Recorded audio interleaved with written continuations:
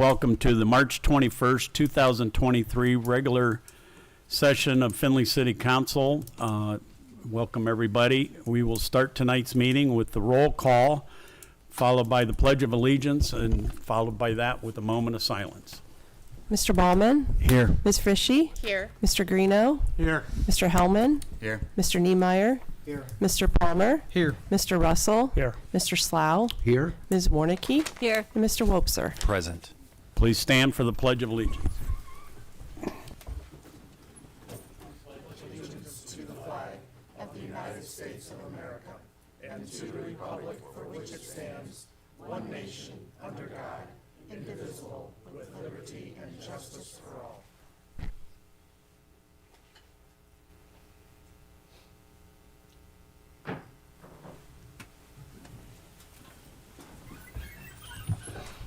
I will accept a motion to accept the previous public hearing minutes and/or city council minutes. Mr. Slough. I would move to have the minutes approved as circulated. Second, Mr. Ballman. Discussion. Hearing none. All those in favor of accepting the minutes as circulated, say aye. Aye. Any opposed, nay. They are accepted. Mr. Russell, do we have any add-ons, replacements, or removals from tonight's agenda? We have none. Gil? We have no proclamations. We have no recognition or retirement resolutions. We do have one petition. A zoning amendment request for 315 North Blanchard Street to change the zoning from R3 small lot residential to C1 local commercial. No, it is R3 small lot to C1. Questions or comments? Petition to be referred to the City Planning Commission and the Planning and Zoning Committee. This evening we have 3 oral communications. We will take them in the order as presented. The first one is from Eric Van Rutterham, and he'd like to speak about the YMCA.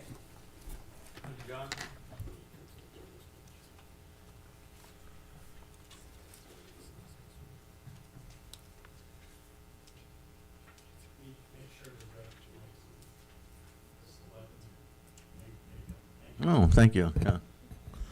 I meet here once a month with the Design Review Board. Well, thank you, Findlay Body Politic, for allowing me to speak on behalf of neighbors. My wife and I have the Jones Mansion. We've had it for a dozen years. We have, a sizable over $500,000 investment in that property. And so the property behind us is important to me. All neighborhoods are important to me. And when we found out, or I found out over the last 3 or 4 years following the YMCA's buying these properties up, I would follow them, didn't see anything in the paper. And then one day, I don't know, 2 years ago, I added up like $2.4 million with the property they bought. And I said, they must have plans for something big that I'm not really sure of what that is. And this has nothing to do against the YMCA. I was a member for years. I remember the old YMCA when it burned down. I was a member here in '64. When they built the new Y, did all the gray Y and played basketball and baseball and all that kind of stuff. But going online, the mission statement from that organization says the YMCA, their values are guided by core values of caring, honesty, respect, and responsibility, dedicated to giving people of all ages, background, and walks of life opportunities to reach their full potential with dignity. And I agree with that. Further on, there's a quote from the Vice President saying it's all about feeling part of something in your community. Well, in order to be part of your community, you have to be responsible and be transparent. So there's no transparency until one day you say, oh, they're going to change the zoning from residential to commercial, and they're going to level all those houses, and all of a sudden we're going to have a big empty lot. I don't know if they have their funding in place. I've talked to different people. They think they've got money, but you got the cart before the horse. It would have made more sense to buy those properties, secure those properties, and maintain those properties, which they haven't, and kept the income coming in case it just didn't work. But I've watched those properties, they're blighted now, and they want to use federal money, which is wrong. That slush fund money should not be used for the YMCA. They're not very good on taking care of their properties. I've called the police on numerous occasions, seeing people coming in and out of the house. There was an abandoned car back there for 3 years with no license plate. I called the police on that, and finally they got the garages boarded up. I could walk in there anytime I wanted to. Furniture left in there. It was a hazard, but no one seemed to care. And all of a sudden, someone cares, and the why now is certain. You know, all of a sudden they care about that property. So I think there's a little bit of anger and ire in the community on their, you know, poor planning on your part does not constitute emergency on my part, and that's exactly what I see from that board. I taught school for 24 years, so the poor planning, progress, principles, and politics all involved in this mix right now, and the possible outcomes of those, it's going to be pretty amazing. This is a step in the wrong direction. Someone's called me. I've talked to a couple board members of other things, and they said, Eric, it's really a done deal. You can't do much. The city's not going to stop them from doing what they need to do. I think they need to be looking into this whole idea. I mean, it's, to me, by allowing this to happen, I used to tell my teachers, my students, they didn't bring their homework. I said, you know, I'm not going to reward your poor behavior by allowing you to cheat, give you extra time, because that just doesn't work in the real world. So I think that the YMCA should be held accountable, put their feet to the flame, because this is not this. I don't think this is the way we do business in Findlay, Ohio. I think property values are going to drop. I know people on Lincoln Street are a little upset, and people across the street that are here that represent that whole neighborhood. We just cannot keep going in the neighborhoods and doing spot zoning and start nibbling away at neighborhoods. Thank you, John. Does anybody have any questions for Eric? Thank you, Mr. Van Rutterham. Thank you, John. Our next speaker is Dave Hindle. Dave would also like to speak about East Hardin and the YMCA. Thank you. Good evening. I've lived and live at 308 East Hardin for 45 years. This is a historic, well-maintained neighborhood for these years. It's been a pleasant place to live. It's convenient, and I've also been aware that the YMCA has quietly bought all the homes, or most all the homes, on the south side of East Hardin Street, but never disclosed their plans for these homes to the neighborhood or the general public. They have not maintained them very well, and now the CEO is calling them dilapidated, which I find insulting, and wants to use federal funds not intended for this purpose to destroy these historic homes. Apparently, some future date, the YMCA plans to build a new facility, but currently doesn't have the funds to do so. So this would just be green space, as they have done on Lincoln Street. My father worked at Marathon, and as a young man, I had a Y membership, which Marathon promoted.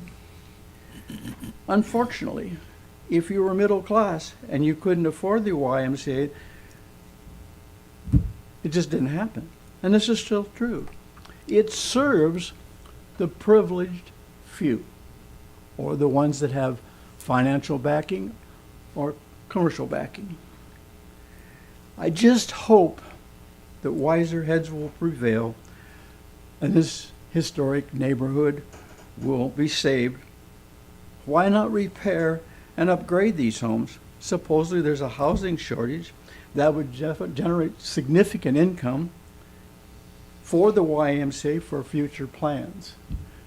I think they've been, and you probably won't like this word, kind of sneaky about the whole thing. They've never been upfront, and we've all speculated, but now and I realize they own the properties. I hope somebody else thinks about this rather than destroying. And these are substantial homes. They're not shabby homes, or they weren't. And I'm proud of my home. I live at 308. It's a large home. I've put lots of money in it, as has a lot of the people. So these are my feelings. It makes me very sad. I don't know if we can stop it, but I would hope this, maybe, like I said, maybe that wiser heads do prevail. Thank you. Any questions for Mr. Hindle? Or thank you, David. And our third speaker this evening, or oral communication, is from Robert Tong. He'd also like to speak about the YMCA in Hardin Street. Well, I guess thank you for allowing me to be here today, but I guess what I'm representing, I'm a local Hancock County person all my life. I spent 25 years on the board with the Historical Museum, so I actually love Findlay history. My family owned the Bellinger Edition, so basically everything on Country Club Drive was my family. They owned the Bellinger Bank where the War Memorial is at Center Street right now, so I go way back in Findlay history. It makes me very sad when I hear stories about the YMCA. When they started before the turn of the century, it was to get the kids and stuff off the streets and get them working. I mean, they've done so many good things over the years, but I am not seeing that today. I started a little site, a social media site called Love Findlay History. In a year and a half, I've got almost 7,000 people following on me. You, who many of are on that site, see the couple hundred negative comments that come into play. I'm seeing the thousands, 4,000 negative hits about the YMCA just on the first post. This is something we need to get handled. I know big money gets involved, politics get involved, but look north of the bridge. The entire north end of Findlay is gone. What if where Robert Sprague's house is, right on the corner of South Main, all the way to Grant Russell's house, if big money came up and bought those and just leveled them? Look at what Findlay has leveled, and you can't do a dang thing about it. This is something we need to get handled. There's a lot of really hard feelings here, but the YMCA is a fantastic company, and Findlay, Ohio is a fantastic town. I just would like to see something handled here. I appreciate you having me here. Thank you. Any questions or comments for Mr. Tong? Mr. Stashak? Yes. Not for Mr. Tong per se, but at the last meeting, I was asked if we were allowed to use these funds for demolition of these homes. And I had said that I would make sure that we use the funds properly according to the rules and that every penny would be spent properly. And I want to clarify something for City Council so that there's no ambiguity in your minds and the city is fully transparent. And that is, this is from the Coronavirus State and Local and the ARPA Fund rulings. And with regard to the money we received, there was a one-time standard allowance of $10 million to spend, and we call it revenue replacement with this money. That's the way that money was receipted in, as revenue replacement, which gave us more flexibility from a reporting standpoint and more flexibility from a spending standpoint. However, when that was done by this council, you also put all that money into a fund and said you were going to take a project approach.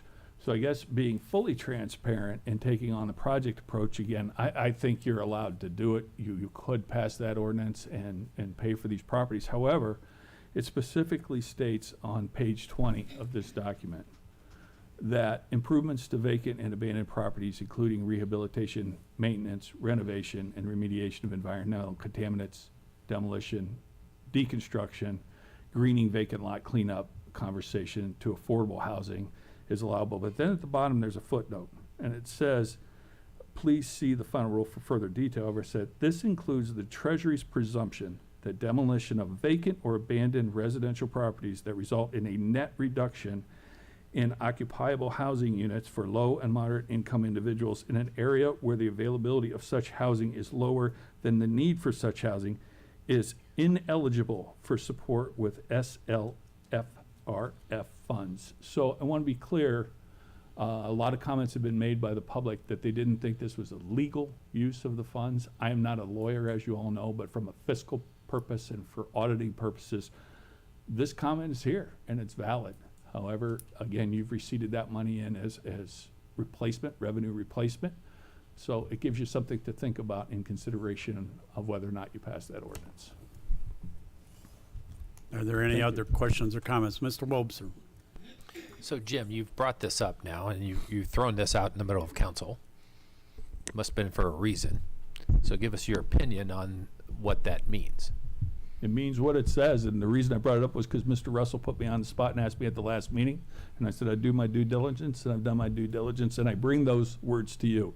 In other words, we're saying, the deputy auditor and myself are in agreement that because we've receipted those funds in as revenue replacement, we believe that it's allowable that you use those funds for demolition of these properties.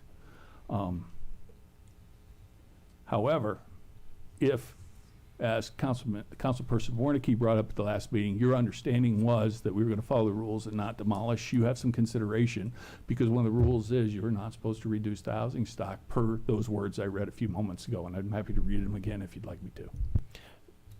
Read the Mr. footnote one Wobser. more time. Thank you, Mr. President. This includes the Treasury's presumption that the demolition of vacant or abandoned residential properties that results in a net reduction in occupiable housing units for low and moderate income individuals in an area where the availability of such housing is lower than the need for such housing is ineligible for support with SLFRF funds. So So we if would you were need, doing a true project base, you wouldn't be allowed to do this. but the relevant term in there is in an area where such things are needed. I won't speak to that, only to Thank you. what I read. Ms. Frischie? Don, I'm not the attorney here, so I guess I'm going to ask legal opinion at the end of the day. But, I mean, I feel like Jim's talking about the why, but would that be talking about the entirety of any property that's submitted that was housing? What? Well, that's what I'm asking for. So I'm asking for legal opinion, Don. Is it, in that footnote, are we talking about the why only, or are you talking about the entire 400,000 that the committee approved to do demolition with? I can't give you a opinion through this discussion. There's a lot there, so, and Well, I have but- not but been I'm asked to asking you- give you an opinion. Ms. Frischie? I'm asking you to get one before we vote on something. I can't vote on something now that we're talking about a footnote. You can? No. Oh. I'm just agreeing. I mean, Jeff could have discussion all he wants with Jim. I'd rather have discussion with you as our law director to give me something done. Ms. Mayor? I was Okay, just going not- to comment. This is, we will follow up on the reference. Legally, as the auditor said, we're kosher under the way that we allocated the funds. But given the concerns of the auditor, we will address it, because as we know, when we're dealing with state, federal dollars, we want to make sure that there's an additional follow-up process. So what I think we will most likely do is reach out to HUD specifically, because it also references low and moderate income. So it may be specific to the census tracts where LMI is defined. So we will follow up and can do additional research to make sure we all have all of the appropriate details. But Councilwoman Frischie, it will apply to all of the properties that were submitted. Mr. Rasmussen? I'm just reiterating, this is the first discussion here, and I have not been requested to give you a written opinion. If you want a written opinion, we will do it in our time, but I can't give you a meeting, or the second meeting or the third meeting, but we'll get an opinion written. Mr. Stashak? I was just going to make sure that it's clear that I'm not advocating one path or the other, just strictly to make sure council's fully informed per Mr. Russell's question at the last meeting. Ms. Frischie? So I do want a legal opinion in writing, but now you have me concerned that you're not going to have it for the next council meeting. Is that what you're telling me, Don? Because the next council meeting will be third reading. That's possible that it wouldn't be done. There's a lot of information there. Mr. Wobser? I would make a motion that we request the law director to give us a ruling on this situation in due time. Don, I'm not gonna, you need to take your time and get it done right. We can always table this until we get that opinion. Second, Ms. Frishy. Any further discussion? Hearing none. All those in favor of Mr. Rasmussen rendering a written opinion on the matter, say aye. Aye. Any opposed, nay. He will do that in due time. Let's move on. We are under oral communications, which we went a little bit left of that.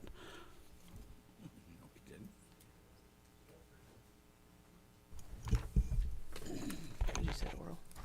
What's that? You said oral, so written. Oh, I'm sorry. No, we're moving on from oral. Oh.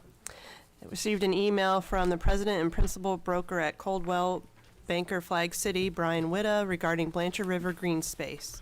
Questions or comments? Mr. Hellman. Could we have that read? It's a motion. I need a second. Second, Mr. Slough. All those in favor of having that letter read, say aye. Aye. Any opposed, nay. Thank you. Please read that letter. I am aware that some citizens are in vocal opposition to a proposal of developing a green space along the Blanchard River in downtown Findlay. I'm also aware of at least one elected official who seems to be opposed to the idea, providing the media correctly reported. I write to you in ardent support of the exploration of such a concept and ask you to consider the long-term impact of an investment in an underutilized area of our downtown. When companies look to locate or expand, they consider aspects such as quality of life, educational institutions, infrastructure, and housing. Companies want the workforce to be happy and have reason to live nearby. A possible green space on the Blanchard River could not only contribute to quality of life for our workforce, but could also further solidify a connection between downtown Findlay and the University of Findlay. I am well aware of situations where businesses have bypassed a neighboring community because of the rating of its school system and because of a perceived lacking in quality of life opportunities. Fortunately, Findlay has strength in its educational offerings and can only realize an increase in the already nice offerings our citizens enjoy. I implore you to consider the transformational nature of the Scadio mile of downtown Columbus. While admittedly a much larger project, it has quickly become a destination in what was previously an underused and well-worn part of that city. It would be a false dichotomy, I don't know if I said that right, should anyone say Findlay is not Columbus, as we are considering the overall impact. Neighboring Tiffin is planning an outdoor green space. Communities like Charlevoix, Michigan, have transformed their waterfront into a destination while children play in a splash pad and citizens and visitors eat ice cream on the lawn while enjoying the waterfront. While our Blanchard River is a far cry from Lake Charlevoix, I think I said that, Charlevoix, the potential to enhance downtown should not be dismissed on the premise of cost of design work, nor upon the premise of potential cost of the scope of the project. The National Association of Realtors has grant money available that could assist in a number of ways. Said grants require a local association to make the application. The real estate community is one of many who could be a part of a project like this. Our community has many needs, and by no means am I suggesting that we overlook those, nor am I suggesting that we prioritize our needs in a certain way. Rather, I am respectfully asking as a business owner, property owner, taxpayer, and a father that you consider the long-term effects of an investment in a project like this. I have watched what happens when our other communities do not place a great enough emphasis on quality of life as part of their economic development strategy. Such short-sighted steps create a trickle-down impact on families, businesses, tax collection, housings, and the overall health and viability of a community. Questions or comments? Letter to be filed. An email from Kathy Wengant, I think is how it's pronounced, American Rescue Act. Questions or comments? Letter to be filed. Reports of municipal officers and departments. Findlay Municipal Court Activities Report for February 2023. Questions or comments? Report to be filed. Findlay Police Departmental Activities Report for February 2023. Questions or comments? Report to be filed. Summary financial reports for February 28th, 2023. Questions or comments? Report to be filed. Treasurer's Reconciliation Report for February 28th, 2023. Questions or comments? Report to be filed. A letter from City Engineer Kalb regarding water treatment plant generator replacement project number 357255300. Questions or comments? Mr. Wilson. Jeremy, I've got some questions about this. The reasoning behind going to Sourcewell for the purchase of this equipment. I'm trying to understand. Right now, we've got a switch that doesn't work all the time. On occasion, it does. Sometimes it does not. And we have to have somebody come in from Cleveland, if it's not working, to make it work. Correct?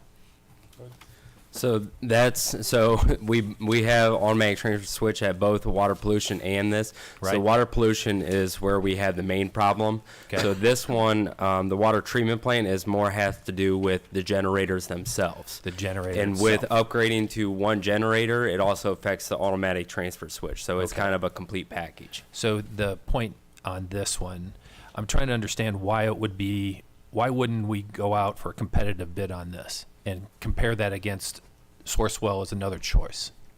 So that is they kind of have a competitive bid with themselves as a cooperative agreement where they go and reach out and make sure they're getting the best price available for that.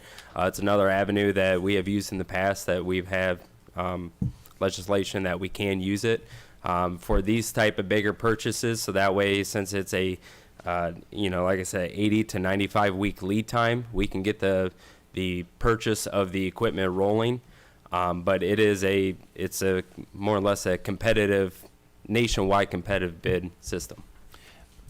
Mr. Wilson. Again, I think this goes back to you're taking the opportunity away from local people who could provide this equipment to bid on this. And, we may get better pricing from them and we may get from California, so be it. But you're not potentially looking for anybody in the local area that might be able to do the same thing. What happens then, if we purchase this equipment from them, will they also install it? Yes, go ahead. So that will be the installation will probably be a bid out process on that, but the generator where we're purchasing will be through CAT, which is out of their Perrysburg plant.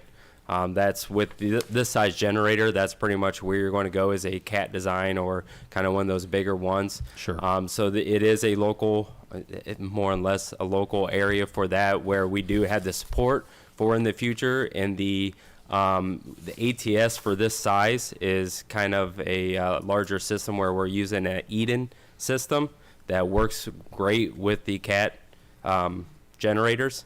I can't say yes or no one way or another with competitive bid. But like I said, we have used this in past and have been successful with it for these large type equipment purchases. I don't disagree with any of that, Jeremy. My point is we don't know. Correct. We will never know if somebody locally could provide this equipment to us at a better price and therefore keep the money local. Other questions or comments? Ms. Frischie.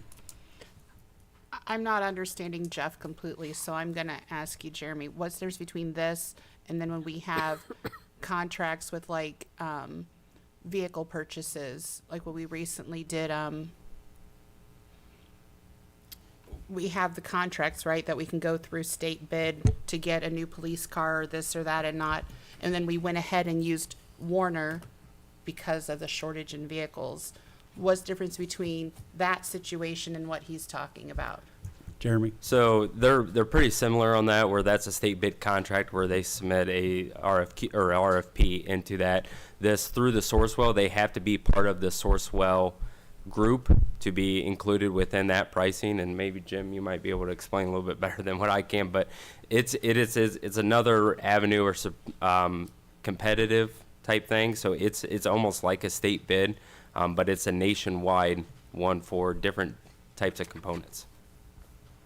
Mr. Wobson? Jeremy, and I just want to make sure I'm adding up all the numbers. We'd already approved $300,000 from ARPA funds for this project, plus we're adding in another 1.385 in here. So we're just short of $2 million Correct. for the whole project for a generator and switch. Correct. Mr. I'm Wilson. going to go back to my original comment. This is an awfully large project to not potentially give the opportunity to somebody in our local area that might be able to provide this equipment. I think it's an oversight on our part to not be able to, at least, we may end up with a Sourcewell source. Mr. Baumann? I guess I would slightly disagree in that this is highly concentrated equipment. This is I'm sure there are industry standards for this type of equipment.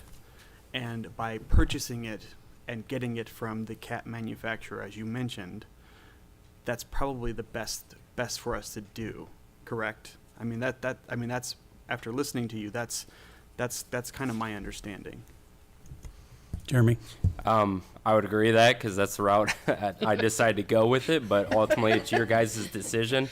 That's what we felt talking with Jason Phillips, our water treatment plant supervisor or superintendent as well. That was the route we felt was best for us at this need to get the equipment moving with such a long lead time, but ultimately it's your guys' decision on that. Ms. Frischi? So I see Jeff's point, and when I reference a situation with Warner and the vehicles, we were able to get a better deal, a competitive deal, and that was local. So, Jeff, do you know of a company that would be able to even bid, or do you, Jeremy, know of anybody in the area that could bid this, or that people, I know we were getting our electrician out of Cleveland for the other facility, but I'm assuming he was just an electrician and not a firm that worked with this equipment. He just worked with anything on high voltage side or the higher voltage. Jeremy? Right. So that's kind of, there's only a few, not a few, I don't want to say a few, but there are selected companies that can work in this kind of work. The generator, CAT is the first one I can think of. I'm sure there are thousands out there that could be used for this. The one that I can think immediately would be the CAT dealer in Perrysburg for this size. So I can't tell you if there's more or less of them off the top of my head, but it's something that it could be looked into. Mr. Wobser? Jeremy, I'm not debating that you haven't made the right choices. CAT may be the right thing, and that's fine. But let me understand then that what you're saying is that you've spec'd out a CAT generator, and Sourcewell will have people bring bids to you meeting that spec. Is that correct? Yeah, so it wasn't spec'd out fully just to be a CAT. It was, they were the only ones that could fit our needs. So essentially, you're for regardless. Right. But the point is, you're not purchasing this directly from the CAT manufacturer. We'll be purchasing it through the CAT through the Sourcewell because they are through the in with the Sourcewell cooperative agreement. It will be purchased through CAT, but it will be at the Sourcewell price. There are some discounts and stuff with it. I don't need this passed tonight, so what I'll do is I will get some more information and background on it so you can kind of see what the price is, what our Sourcewell discount is on that, so you have a little bit more information on that. Right. Like I said, I don't need that tonight, so I'd rather give you a little bit more information on that so you can kind of see what the pricing looks like on that. Yeah, and I appreciate that, Jeremy. I think a little more detail would be good. And to go to Councilman Baumann's comments, the issue is not what Jeremy's specking out and what he's had. That is not at issue. I know he's given us the right thing to make our plants work the best they can. The difference comes in the markup on this stuff. These are not cheap pieces, and we're looking at $2 million project. There's going to be a fair amount of markup in a $2 million project of this amount. So the choice is, do we have the ability to try to keep that business local versus not having it local, and that markup, the profit, coming back in as tax revenue versus not? Any other questions or comments? Hearing none, letter to be filed. Letter from City Engineer Kalb regarding ARPA Fund, second appropriation of 2023. Questions or comments? Letter to be filed. Letter from City Engineer Kalb regarding second capital improvement appropriation of 2023. Questions or comments? Letter to be filed. Letter from Hancock Regional Planning Commission Director Cordonier regarding moratorium amendment. Questions or comments? Letter to be filed. Committee reports. The strategic planning met on March 7th, 2023 to discuss the community organization list for an invitation to present to the committee. We recommend that the committee solicit input from the list of 13 organizations attached via email and not in person. Due date for input is March 17th, 2023. Mr. Wobser. Make a motion to accept the committee report. Second, Mr. Greeno. Discussion. Hearing none. All those in favor of the committee report say aye. Aye. Any opposed, nay. The committee report is accepted. Planning and Zoning Committee met on March 9th, 2023 to continue January 5th, 2023 and February 9th, 2023 discussions on zoning code changes. We recommend to split the farm animal ordinance from the rest of the code changes and move forward with the finalized revision of the rest of the changes and to continue discussions on farm animal ordinance. Mr. Slough. I would move for adoption of the committee report. Second, Mr. Russell. Discussion. Ms. Frisching. For the record, I voted against this recommendation, and I think before council approves this committee report, I think there needs to be clarification on what we are moving forward on by the chair of the committee, because during the planning and zoning meeting, it came to the attention when I had a citizen reach out regarding a change in the zoning code proposal that was on the city website, and it was not in the packet that was provided to council that we've been going off of.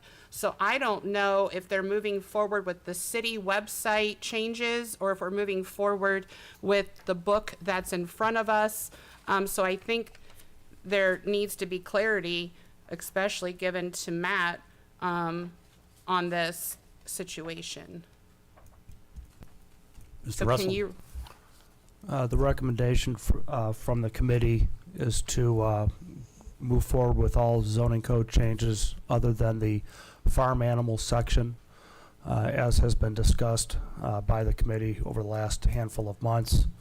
The committee has asked Hancock Regional Planning to come back with a draft finalized version of the new zoning code. This is in essence taking the entire zoning code and presenting it in its new format with its new proposed agricultural, for example, agricultural zoning districts and other proposed changes for the committee to review in its entirety at its next meeting.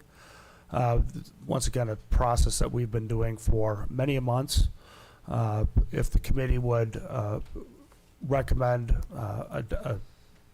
that it move along on its process, then it comes to City Council, and City Planning Commission also takes a review. But the recommendation was so that the zoning code changes, so we could start enjoying the benefits of the new zoning code changes, other than farm animals, that it be split from the farm animal section. That's still, because the farm animal section still has good discussion and needs more formulation before the committee, the Planning and Zoning Committee, felt comfortable to recommend to full council for consideration of that specific part of it.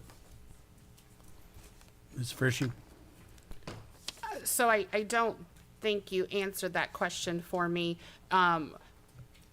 Because it was obviously concerning when you were even scrambling, trying to figure out what I was talking about after I learned from a citizen.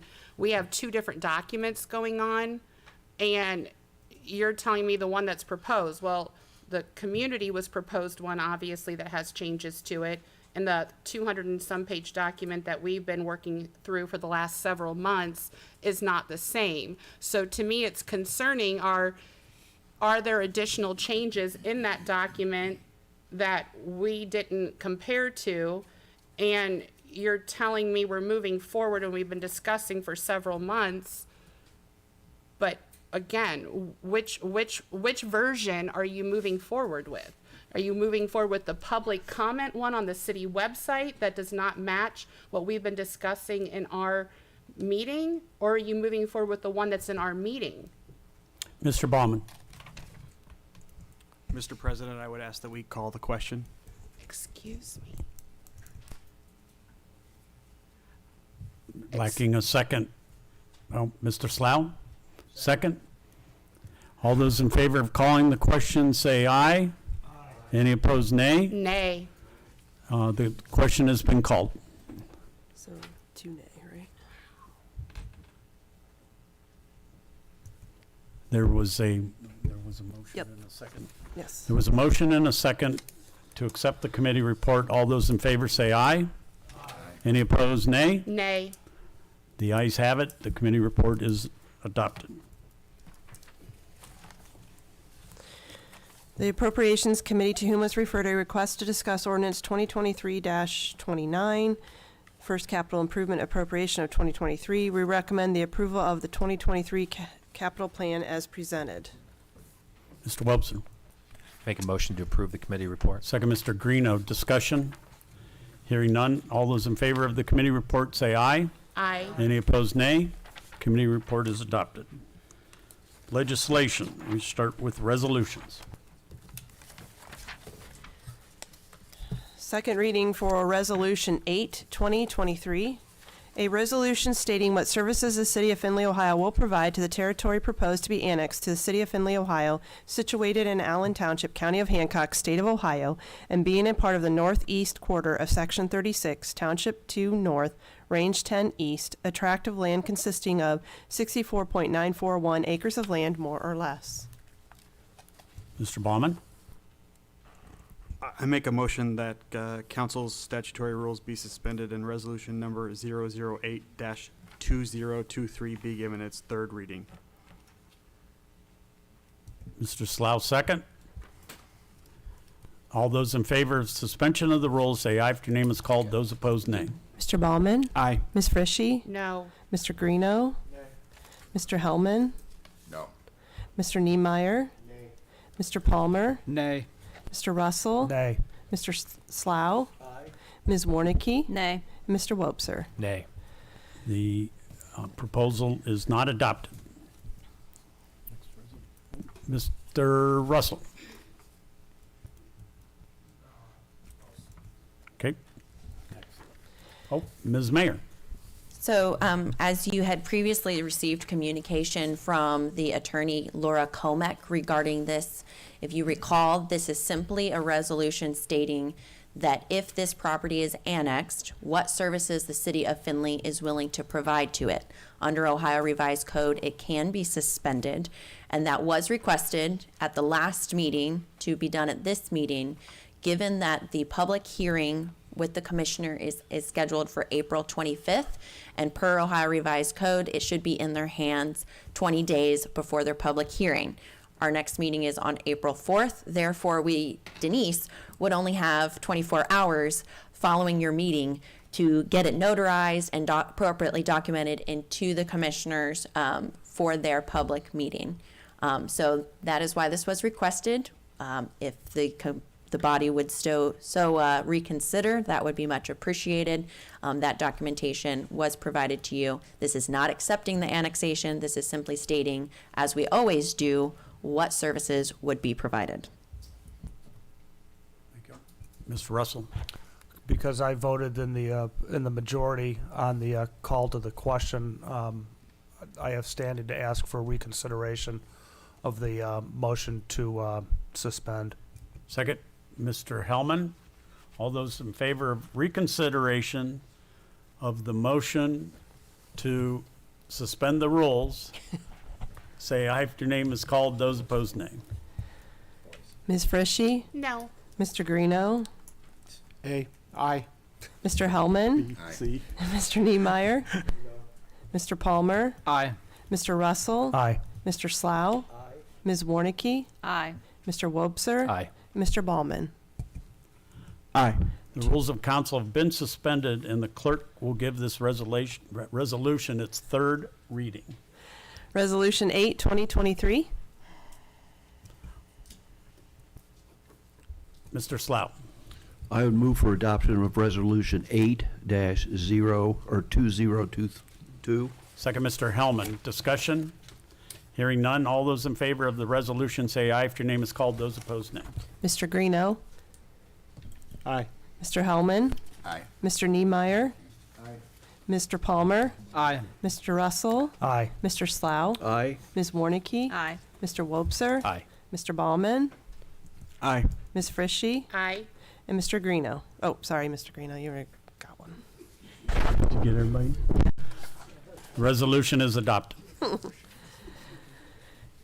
Second reading for Resolution 9, 2023. A resolution stating what services the City of Findlay, Ohio will provide to the territory proposed to be annexed to the City of Findlay, Ohio, situated in Allen Township, County of Hancock, State of Ohio, and being a part of the southeast quarter of Section 25, Township 2 North, Range 10 East, a tract of land consisting of 73.077 acres of land, more or less. Mr. Baumann. Given that these 008 and 009, as we discussed last meeting, were grouped together, I make a motion that council's statutory rules be suspended and resolution number 009-2023 be given its third reading. Second, Mr. Hellman. All those in favor of suspension of the rules say aye if your name is called. Those opposed, nay. Mr. Hellman? Aye. Mr. Niemeyer? Mr. Palmer? Aye. Mr. Russell? Aye. Mr. Slough? Aye. Ms. Warnicki? Aye. Mr. Wobser? Aye. Mr. Ballman? Aye. Ms. Frishy? Nay. Mr. Greeno? Aye. Rules of council have been suspended, and the clerk will give the resolution its third reading. Resolution 9, 2023. Mr. Wobser. Motion to approve. Second, Mr. Baumann. Discussion? Hearing none. All those in favor of the resolution say aye if your name is called. Those opposed, nay. Mr. Niemeyer. Mr. Palmer. Aye. Mr. Russell. Aye. Mr. Slough. Aye. Ms. Warnicki. Aye. Mr. Wobser. Aye. Mr. Ballman. Aye. Ms. Frishy. Aye. Mr. Greeno. Aye. And Mr. Hellman. Aye. The resolution is adopted. First reading for Resolution 10, 2023. A resolution approving the expenditures made by the Auditor's Office on the attached list of vouchers which either exceed the purchase order or were incurred without a purchase order exceeding the statutory limit of $3,000, all in accordance with Ohio Revised Code 5705.41D. Mr. Wobser. Make a motion to approve Resolution 10, 2023. Second, Mr. Slough. Discussion? Ms. Frishy. Mayor, what was the $129,375 for utility services for without purchase order? Yeah. Ms. Mayor? It's for the utility billings service agreement that we had discussed at the prior meeting, and Rob's not telling me I'm wrong. So, No. So it's just the timing of the POs and the payments and the agreements that you guys approved. Any other questions or comments? Hearing none. All those in favor of the resolution say aye if your name is called. Those opposed, nay. Mr. Palmer. Aye. Mr. Russell. Aye. Mr. Slough. Ms. Warnicki. Aye. Mr. Wobser. Aye. Mr. Ballman. Aye. Ms. Frishy. Aye. Mr. Greeno. Aye. Mr. Hellman. Aye. And Mr. Niemeyer. The resolution is adopted. Ordinances. 19 is tabled. Third reading for ordinance 2023-20. An ordinance authorizing the mayor of the city of Findlay, Ohio to enter into a contract with the Ohio Attorney General's office to provide municipal income tax collection services to the city of Findlay Income Tax Department and declaring an emergency. Mr. Slough. I would move for adoption of ordinance 2023-020. Second, Mr. Greeno. Discussion? Hearing none. All those in favor of the ordinance say aye if your name is called. Those opposed, nay. Mr. Russell. Aye. Mr. Slough. Aye. Ms. Warnicki. Aye. Mr. Wobser. Aye. Mr. Ballman. Aye. Ms. Aye. Frisch. Oh, Ms. Frishy, Aye. Mr. Greeno, Aye. Mr. Hellman, Aye. Mr. Niemeyer, and Mr. Palmer. Aye. The ordinance is adopted. Third reading for ordinance 2023-23, an ordinance appropriating funds and declaring an emergency. That is third reading. Mr. Russell. Move for adoption of ordinance 2023-023. Second, Mr. Greeno. Discussion? Hearing none. All those in favor of the ordinance say aye. If your name is called, those opposed, nay. Mr. Slough, Aye. Ms. Warnicki, Aye. Mr. Wobser, Aye. Mr. Bowman, Aye. Ms. Frishy, Aye. Mr. Greeno, Aye. Mr. Hellman, Aye. Mr. Niemeyer, Mr. Palmer, Aye. and Mr. Russell. Aye. Ordinance is adopted. Second reading for ordinance 2023-27, an ordinance authorizing the mayor, service safety director, and/or city engineer of the city of Findlay, Ohio, to advertise for bids and enter into contracts for demolition services related to the American Rescue Plan Act demolition program and declaring an emergency.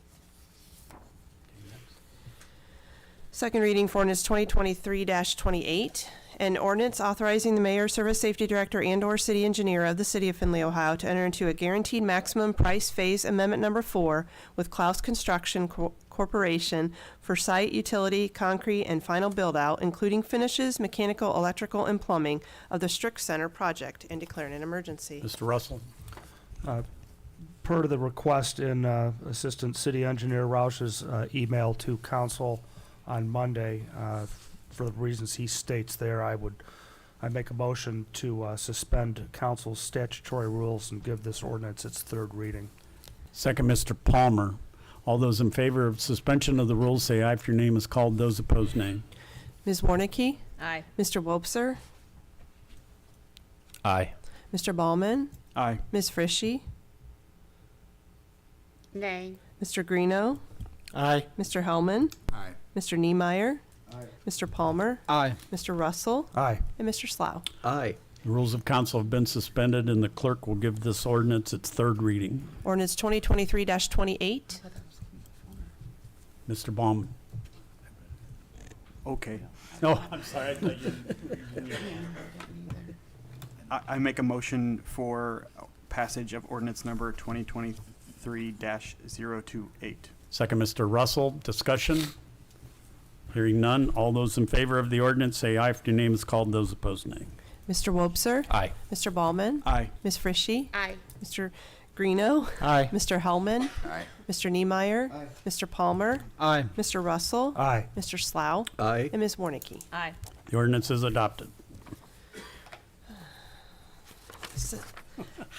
Second reading for ordinance 2023-29, an ordinance authorizing the service safety director and/or city engineer of the city of Findlay, Ohio, to advertise for bids where required and enter into contracts for various projects, appropriating and transferring funds for said capital expenditures, and declaring an emergency. Mr. Russell. So per Jeremy's request in his email, and so that we can get out to bid and start getting take advantage of the better pricing, I move the council statutory rules be suspended and this ordinance be given its third reading. Second, Mr. Greeno. All those in favor of suspension of the rules say aye. If your name is called, those opposed, nay. Mr. Ballman, Aye. Ms. Frishy, Nay. Mr. Greeno, Aye. Mr. Hellman, Aye. Mr. Niemeyer, Mr. Palmer, Aye. Mr. Russell, Aye. Mr. Slough, Aye. Ms. Warnicki, Aye. and Mr. Wobser. Aye. The suspension of the rules is approved, and the clerk will give the ordinance its third reading. Ordinance 2023-29. Mr. Greeno.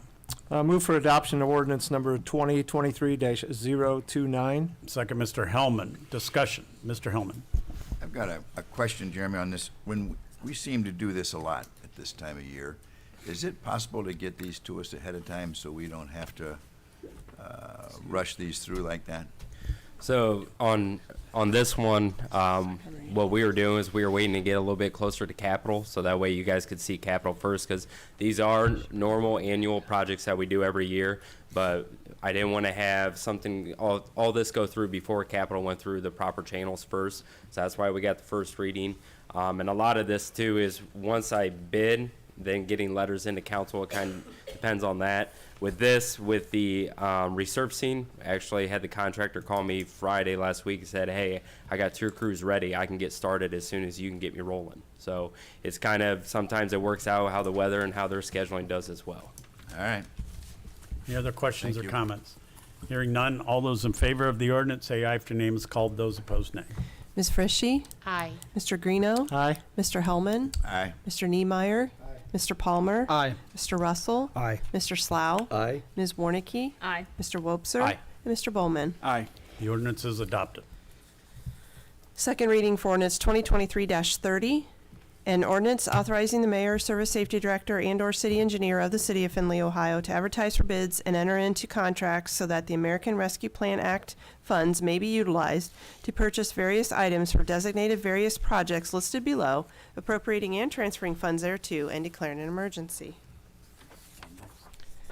First reading for ordinance 2023-32, an ordinance authorizing the mayor, service safety director, and/or city engineer of the city of Findlay, Ohio, to enter into contracts for the purchase of a replacement generator for the city of Findlay water treatment plant, appropriating and transferring funds thereto, and declaring an emergency. First reading for ordinance 2023-33, an ordinance authorizing the mayor, service safety director, and/or city engineer of the city of Findlay, Ohio, to advertise for bids and enter into contracts for the construction of various projects listed below, appropriating and transferring funds thereto, and declaring an emergency. First reading for ordinance 2023-34, an ordinance authorizing the service safety director and/or city engineer of the city of Findlay, Ohio, to advertise for bids where required and enter into contracts for various projects, appropriating and transferring funds for said capital expenditures, and declaring an emergency. First reading for ordinance 2023-35, an ordinance amending ordinance 2022-119 of the codified ordinances of the city of Findlay, Ohio, to extend the current moratorium on the establishment of any skill-based amusement businesses in order for the city of Findlay, Ohio, to consider incorporating the proposed additions to the current zoning code as outlined below before enacting them as part of the codified ordinances of the city of Findlay, Ohio, and declaring an emergency. Old business. Mr. Russell. I move that 2023-019 be removed from the table.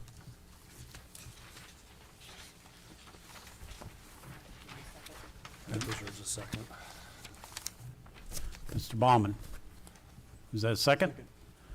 All those in favor of removing the ordinance from the table? I'm sorry, I forget what number it was. Let me get to it. 19. 2023-019 from the table. Say aye if your name is called. Those opposed, nay. Mr. Bowman? Aye. Ms. Frishy? Aye. Mr. Greeno? Aye. Mr. Hellman? Aye. Mr. Niemeyer? Mr. Russell? Aye. Mr. Palmer? Aye. Mr. Slough? Aye. Ms. Warnicki? Aye. And Mr. Wobser? Aye. The ordinance is lifted from the table. Mr. Russell. Move for adoption of ordinance 2023-019. Second, Mr. Palmer. Discussion. Mr. Russell. This is the annual syncing of our codified ordinances with changes that happen from the state of Ohio. Generally, it is a pretty mundane process. The reason we tabled this year is because Mr. Cordonier noticed that they had included in their code or in their changes an ordinance that we did not pass, requiring Drain and Company to republish the proposed updated codified ordinances of the city of Findlay, and that is what we have now here today.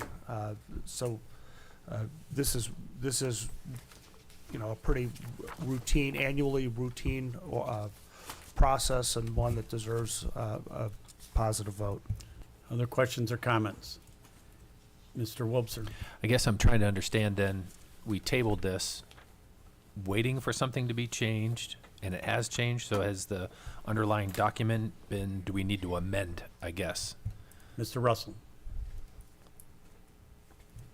And that's a darn good question. It doesn't change the ordinance in any way. It doesn't Mr. change. Rasmussen. Matt's in the audience.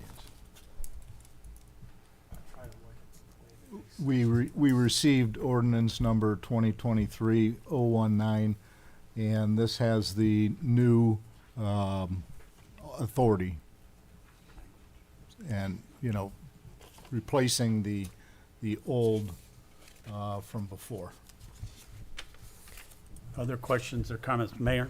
I was just going to say it another way. We're good because the language of the ordinance did not specifically include the language that needed to be modified. It is simply authorizing the publication. The draft version has been updated, and therefore we're good to go. Other questions or comments? Hearing none, all those in favor of the ordinance, say aye if your name. No. I'm sorry. Give me a second. Mr. Russell, did you have was I doing something wrong?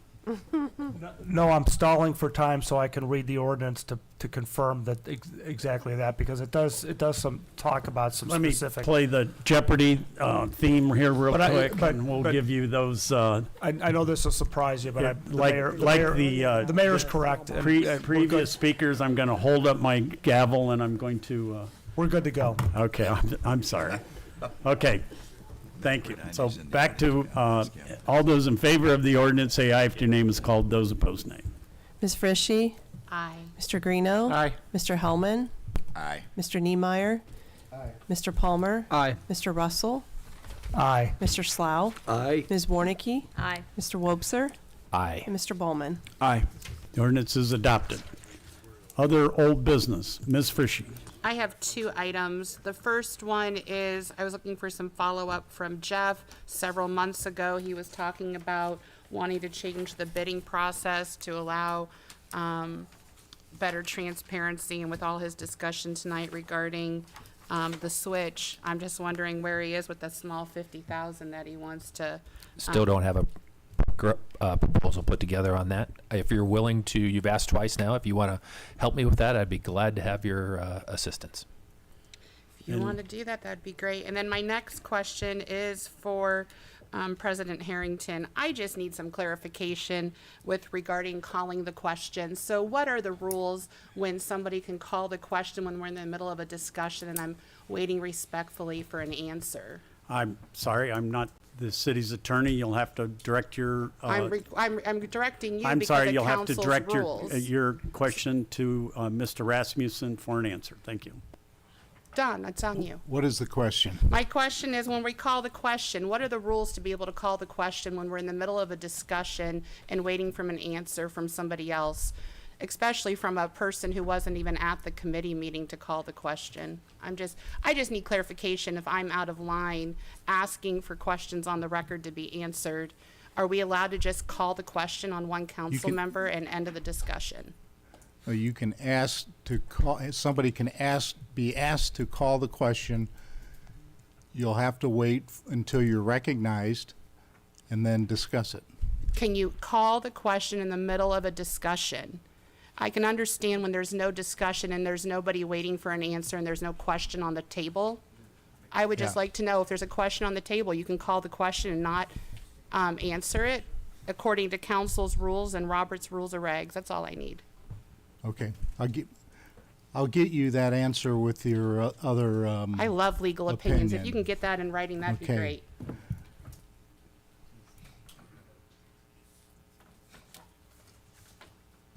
Other old business. New business. Mr. Wobser. I'd like to call a strategic planning committee. Actually, it's going to be a standing order. It was approved by the committee just a couple hours ago. We will have a strategic planning committee on the first and third Tuesdays, same day as these meetings, and it will be at 4:00 p.m. held in council chambers until we finish this process. Mr. Greeno. A couple of my fellow councilmen had complained about my attire today, wearing a T-shirt. The reason I'm wearing this T-shirt, it is World Down Syndrome Day today, 3/21, which is the extra chromosome that the Down syndrome people have. And my grandson has Down syndrome, and I wanted to wear this shirt in honor of him because I'm one of the lucky few to have somebody like him.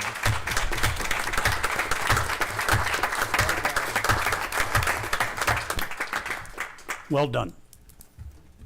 other new business? The mayor. Just a couple of quick items. I know it's semi-old business, so I guess Councilwoman Frischie, I'm happy to talk to you about what the specific issue, the discrepancies between the versions are. I know the goal is that regional planning, on the zoning code issue that you were, if you can just, we can talk offline on, because I want to understand what the discrepancies is between the online version. I know regional planning was working to meld all of the versions together to make sure that there is an updated version. So if you can just talk offline, that'd be great. The second item is in the council office, in your mailboxes, are your capital books. They look a little bit different than in past. I want to give a huge shout out to Jeremy Kalb. He did a great job of putting this together. And those of you who attended the capital discussion, hopefully you found it very insightful. I think it was really great. We have a lot of good things going on. Included in that book, you have your capital plan for this year, as well as for like the next 10 years, some in more detail than others as we continue to build that out. You also have individual project sheets for the projects that are in your booklet. And then finally, a facilities assessment that our department heads have been working on, so that as we bring up capital improvements to you related to our existing facilities, you can understand some of the reasoning behind why we're bringing those forward in more detail, as well as help us keep an eye on those existing facilities so that we can continue to plan out. So as you review that, if you have any additional questions, please let us know. That will also be available on the city website. If it's not already, but I think tomorrow that will be up and available. That is all. Thank you. Any other new business? Hearing none, I will entertain a motion to adjourn. Mr. Russell, second Mr. Baumann. All in favor of adjournment, say aye. Aye. We are adjourned.